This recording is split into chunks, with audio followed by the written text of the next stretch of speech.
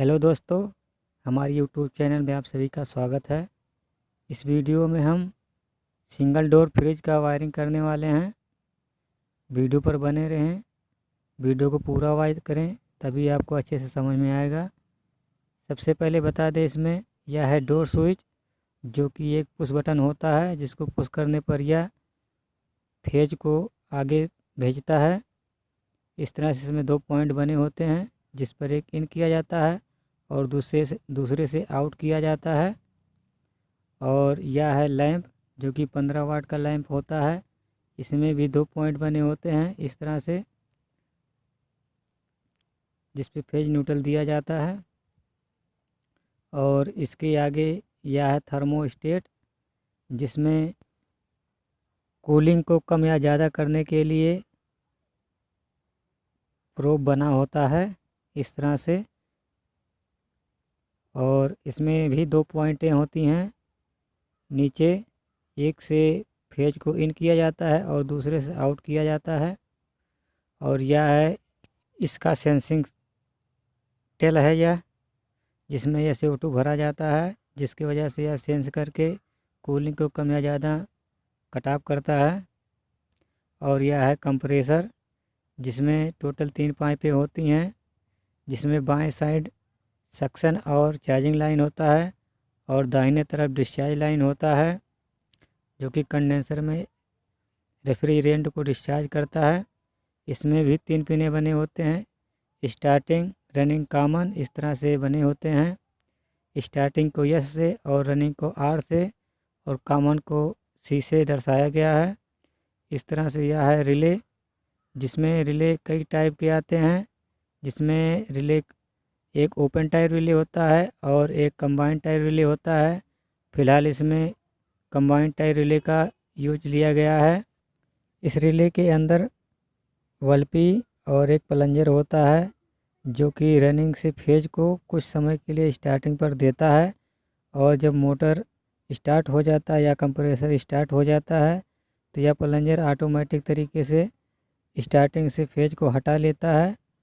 इस तरह से इसमें भी 3 पिनें होती हैं, स्टार्टिंग, रनिंग, कॉमन, जिसमें इस कंबाइंड रिले में 2 ही पॉइंट बाहर निकले रहते हैं, जिस पर हम न्यूट्रल और फेज को देते हैं। इस तरह से इसमें 2 पॉइंट बने होते हैं, जिसको हम कंबाइंड रिले कहते हैं। अब हम इसका कनेक्शन जान लेते हैं। वीडियो पर बने रहें, जानकारी पूरी डिटेल के साथ दी जाएगा। और वीडियो पसंद आए तो चैनल को लाइक, सब्सक्राइब, शेयर ज़रूर करें।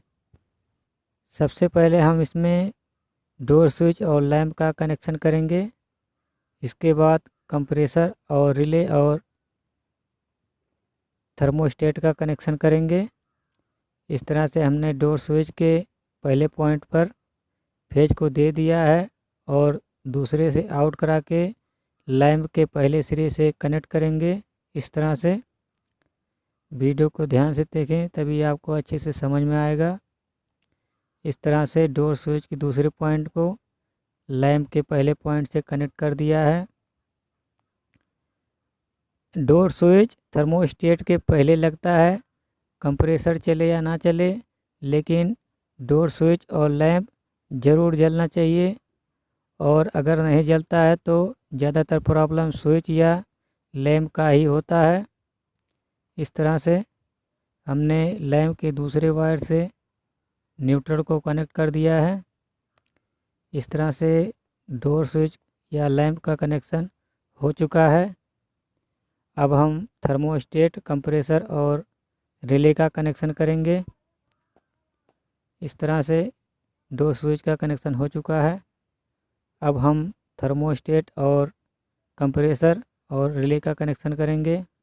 वीडियो पर बने रहें, जानकारी पूरी डिटेल के साथ दिखाया जाएगा। अब हम थर्मोस्टेट के पहले पॉइंट पर फेज को कनेक्ट करेंगे। जहां पर डोर स्विच में फेज लगा हुआ है, उसी स्थान से हम फेज को थर्मोस्टेट में कनेक्ट करेंगे। इस तरह से हमने यहां पर डोर स्विच से फेज सप्लाई को थर्मोस्टेट के पहले पॉइंट से कनेक्ट कर लिया है। इसके बाद अब हम थर्मोस्टेट के दूसरे पॉइंट को रिले के कॉमन वाले सिरे पर ले जाएंगे। इस तरह से थर्मोस्टेट से आउट फेज को कॉमन पर ले जाएंगे। इस तरह से हमने थर्मोस्टेट के फेज आउट को रिले के कॉमन पर जोड़ दिया है।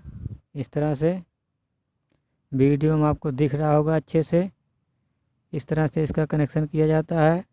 अब हम बचे रिले में दूसरे पॉइंट को न्यूट्रल देंगे, क्योंकि कंबाइंड रिले में 2 ही पॉइंट होता है, जो कि एक कॉमन का होता है और एक रनिंग का होता है। इस तरह से अब हम इसमें रिले में न्यूट्रल पॉइंट को देंगे, जिससे रिले में फेज और न्यूट्रल जाने लगेगा, जिससे रिले के रनिंग पॉइंट पर फेज जाने पर वह उसमें लगे प्लंजर को कुछ क्षण के लिए फेज को स्टार्टिंग पॉइंट पर देने लगेगा प्लंजर। इसके बाद कंप्रेसर या मोटर स्टार्ट होने के बाद स्टार्टिंग बाइंडिंग से फेज को हटा लेता है। इस तरह से कंप्रेसर ऑन हो जाता है। इसी तरह सिंगल डोर फ्रिज का वायरिंग किया जाता है। इसमें रिले कई टाइप के होते हैं। एक ओपन टायर रिले होता है और एक कंबाइंड टायर रिले होता है, जिसमें OLP लगा होता है। फिलहाल इसमें कंबाइंड रिले का प्रयोग किया गया है, जिसमें इसके अंदर ही OLP और प्लंजर पत्ती लगा होता है, जिसके कारण हम इसको कंबाइंड रिले कहते हैं।